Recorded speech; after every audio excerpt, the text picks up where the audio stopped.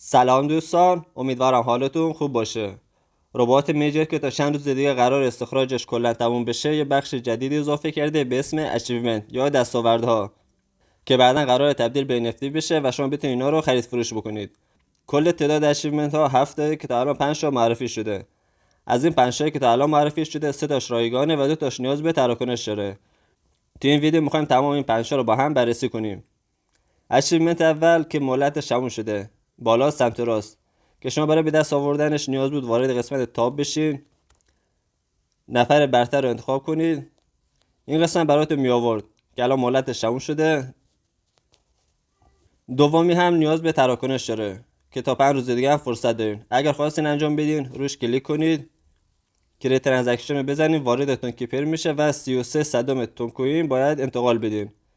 بعد از اینکه انتقال انجام بدین براتون فعال میشه که من اینو انجام ندادم و اجباری هم نیست. اگر خواستین اچیومنت رو بگیرین 33 صدم تون کوین باید پرداخت کنین که من انجام ندادم.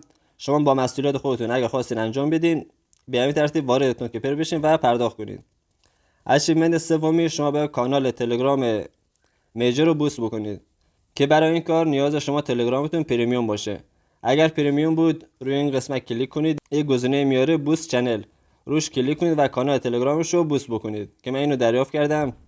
اگر هم میخواین کانال تلگرام پریمیوم تهیه بکنید، من قبلا یک ویدیو ساختم، لینکشون بالا هست، میتونید اون ویدیو رو ببینید و نیاز به پرداخت نداره. فقط اگه تلگرامتون پریمیوم باشه بوست میکنید و دریافتش میکنید.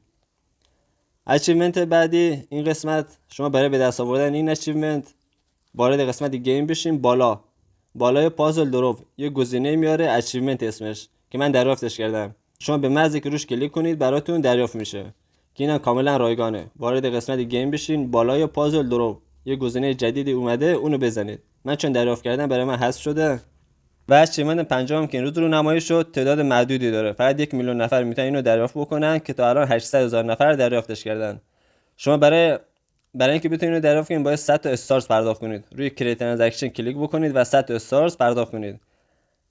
اگر نحوه خرید استارز تلگرام رو یاد ندارین، من تو یک ویدیو جداگانه توضیح دادم، لینکشون بالا هست. کامل و ساده توضیح دادم که چطور استارز تهیه کنید. به جز این دوتایی که پولی بقیه رایگانه، میتونید همین الان به دستش بیارین. این دوتا دیگر رو من خودم دریافت نکردم، شما با مسئولیت خودتون اگر خواستین دریافتش کنید، پرداخت کنید، در غیر این صورت بیخیال بشین. هنوز مشخص نیست که ارزش این NFT به چه شکل، شاید ارزش پرداخت داشته باشه، شاید هم نداشته باشه. و دو تا دیگه هم مونده، احتمالاً توی روزهای آینده دو تا اچیومنت دیگه هم رونمایی میشه. من همه رو توی کانال تلگرامم پوشش میدم. لینک کانال تلگرامم هم توی دیسکریپشن هست، هم توی کامنت پین شده. حتما از کانال تلگرامم بشین تا هر وقت که این دو تا اچیومنت دیگه رونمایی شد بتونید توی سریع ترین زمان ممکن دریافتشون کنید.